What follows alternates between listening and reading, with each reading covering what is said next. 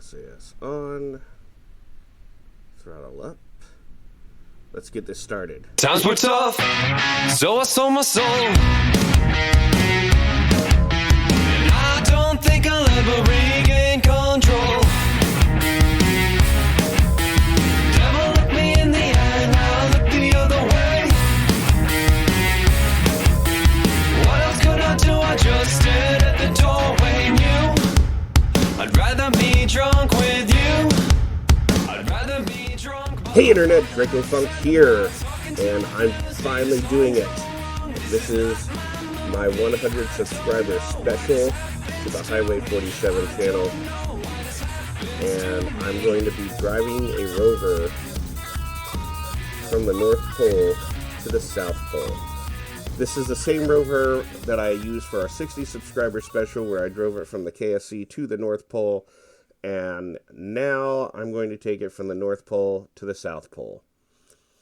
In preparation for this, just like I did for the 60 subscriber special, I have landed a base similar, well, not just similar, exactly like the one that's at North Pole, but this one's on the South Pole.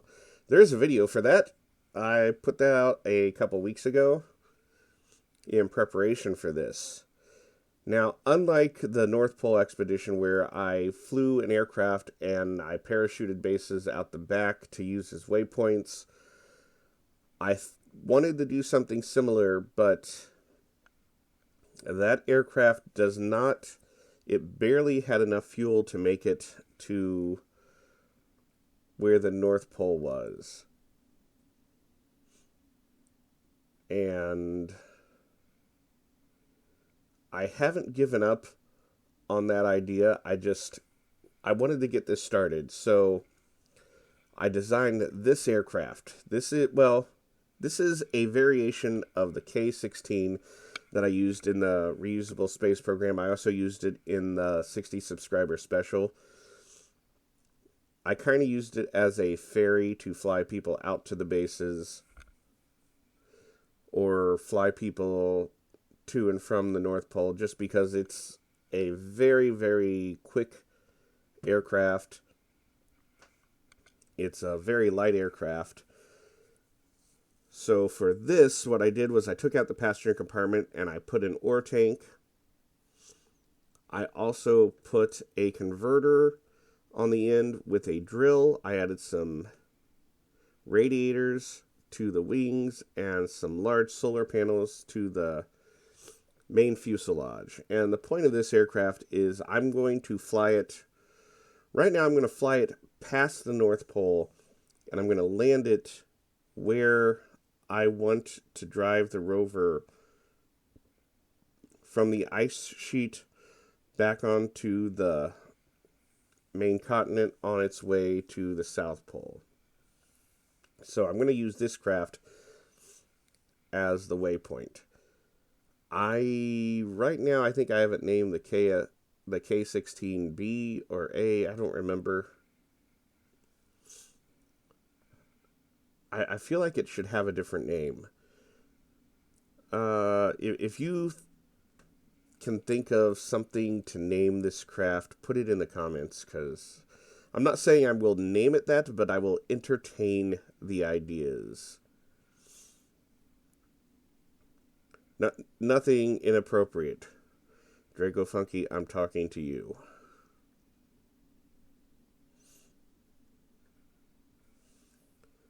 So I have sped this footage up. Now, unlike the last series where I did everything in real time, I'm still going to do everything in real time. I'm not going to use time acceleration. I might have used time acceleration on the aircraft flight, but not on the Rover. But I did all the commentary for that live as I was doing the driving, and which was fine. I don't mind doing that. I had one really long, like 3-hour plus episode, which was bad because I was doing it in first person and I I missed a turn. I missed the first turn before Albuquerque. No, but I missed a turn and I had to backtrack, and that basically added 40 minutes to an already really long video. And then I cut down, because I'd set up the bases that I thought were only going to be an hour apart. Woo, doing some rolls. Aileron rolls, not barrel rolls. There's a difference. You can look that up. But the episodes were coming out really long, and I decided that episodes could only be about an hour long, which is still a kind of a long time to just be here and talking about stuff when I was just kind of hitting the W key and then A and D occasionally and monitoring my electricity. I'm not going to do that. This time, this commentary is recorded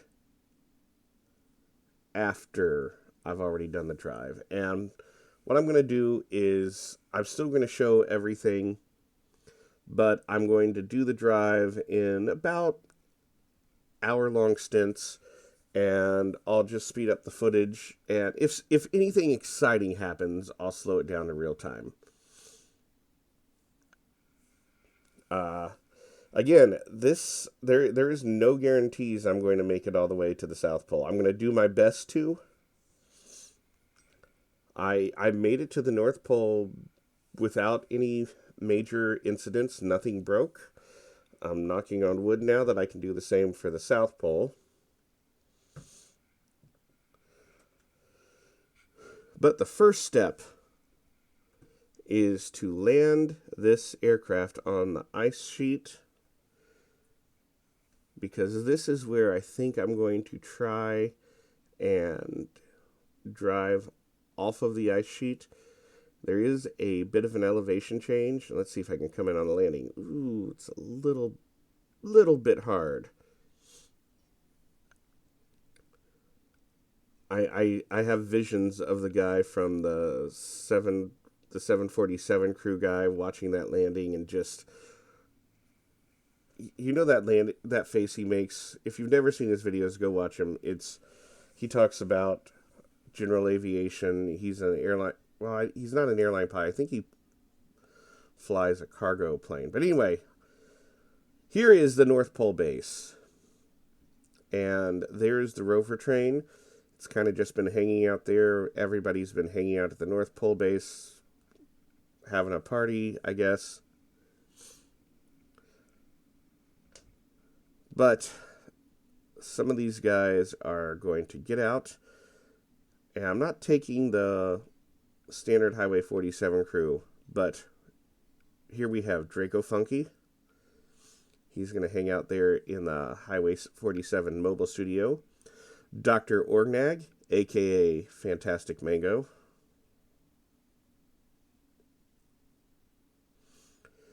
And they are going to hang out in the studio while Ed Steve is going to be in the driver's seat of this Rover train. And she's just going to transfer right up there. And also Kohaku. She's going to be up front with Ed Steve.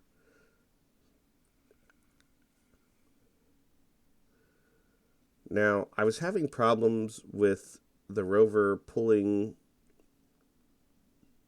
I think it pulled to the left. So I'm going to, since this is a train-like vehicle, I can detach all these cars, and I'm going to turn around the two passenger cars and see if that helps counter the pull. Now, the Highway 47 studio can move on its own, so I'm just going to flip it around also. And then the front two cars, basically what I'm using as the locomotive and that power car, are going to attach to the other end of the two passenger cars, and then we will attach the Highway 47 mobile studio, which is kind of like the caboose. since we're thinking of this in train terms. All I gotta do is get these small docking ports lined up. There we go.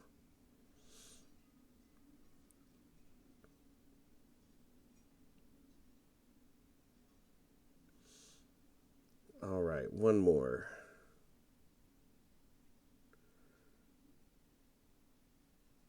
Oh, that was a little bit hard. Sorry, Dracofunky and Dr. Orgnag.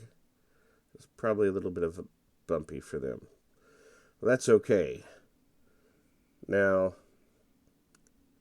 set up the aircraft, thus unnamed, as the waypoint, and we're going to point this rover train towards it, and we are now on our way.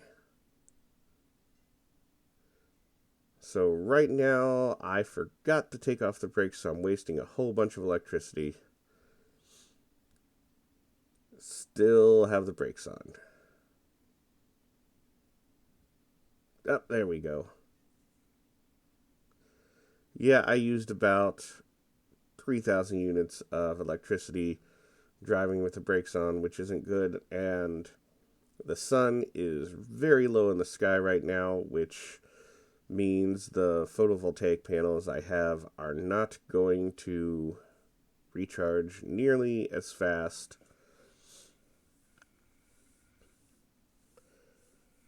But that's okay. And it is still pulling to the left.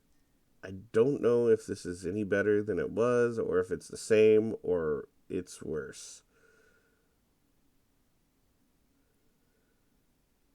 Oh well. But we're on our way. And this is all because I made a challenge that if we got to 100 subscribers before the end of 2022, that I would drive this rover train to the South Pole. And we did it. We're currently at 102 subscribers. So here's the challenge I'll issue. If we can, when we get to 110 subscribers, I will do an episode in first person. Now, I'm going to be really busy during next month, so I'm actually going to probably record several of these videos over the next week. Probably just about everything for next month. So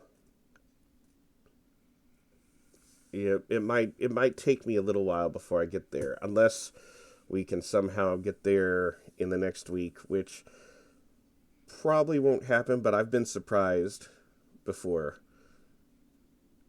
That's why we did a 60 subscriber special, because I went in to make a video. I was going to do a 47 subscriber special because we're Highway 47, but as soon as I went to go make the video, we were at 47. Like, well, I'll do 50. So I go to record the video, and we're at 51 subscribers before the video comes out. So that's why I did a 60 subscriber special. I basically just changed the name. I had to do the voiceovers a little bit again in post. But it's okay. We did the 60 subscriber special. We reached it within a week. Not even a week. It was like 4 days. And I did issue a couple, 10 more subscribers, and I'll do the first person. And so I ended up doing that a couple times. And then the last one was 100 subscribers to drive to the South Pole. And that's where we are. We're driving to the South Pole.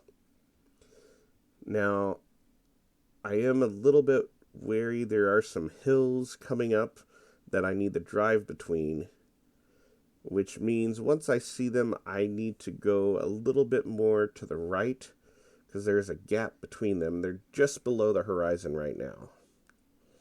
And I've ran this rover train out of electricity.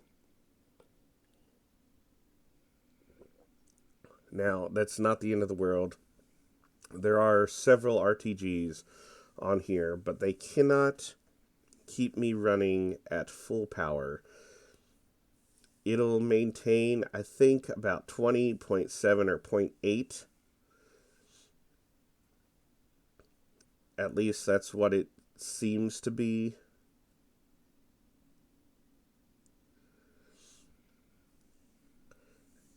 Once I get on, what I found was the terrain not on the ice sheet. I can actually coast a little bit, and that gives me a chance to recharge the batteries. Unless I'm going uphill, which has the opposite effect.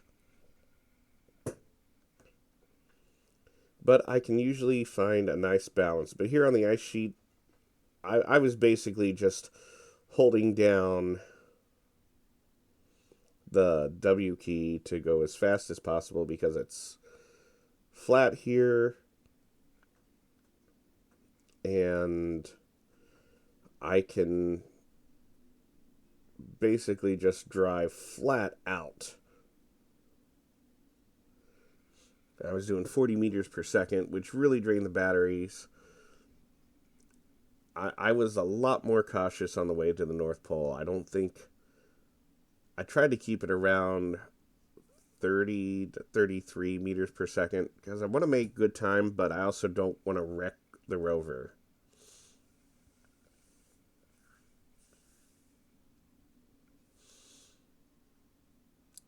Okay, now coming to the horizon, you can see those hills, and I've turned to drive between the gap, and probably what I'm going to do today is get between those, and that's where I will stop for this episode, because I want to keep the episodes around 20 minutes long, and this one's going to probably end up right around there.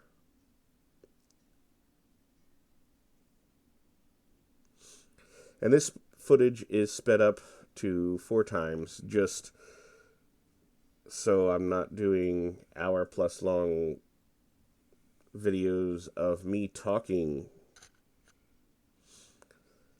And, you know, it's hard to come up with something to say for an hour long, especially when you're just sitting there holding the W key down. And yeah. So, speaking of things to talk about, last week Starship attempted their 33-engine static fire, the first one ever on Booster 7, and they shut down one engine just before the test started, and then one automatically shut down during the test, so they only got 31 engines. The rumor is that they're going to try that again tomorrow, February 16th, 2023. If you're watching this in the future, at least the future for me, how did that go? Is that actually what happened? There's all this sorts of speculation and things that we don't know. And they're gearing up to do the first orbital launch test probably next month.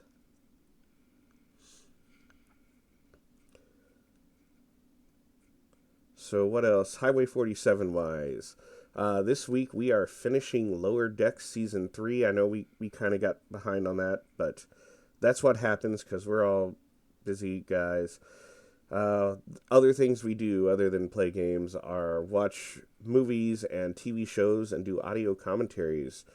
You put on the show and then put our video on. We'll tell you when to start the show, and then you can listen and react along with us. It's like we're in your room in a not creepy way, or maybe it is kind of a creepy way.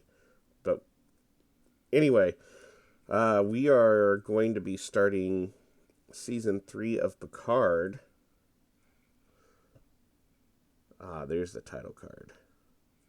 But yeah, we're going to start Season 3 of Picard this week. We are currently doing a watch-through of all the Marvel movies. I think our next one out is Avengers Age of Ultron. And all the Marvel movies, not just the MCU. Anyway, I'm going to stop this Rover train here. And we will continue in the next episode on the way. Hey, like and subscribe. Smash that bell, whatever it is, the things you do. Good night, everybody.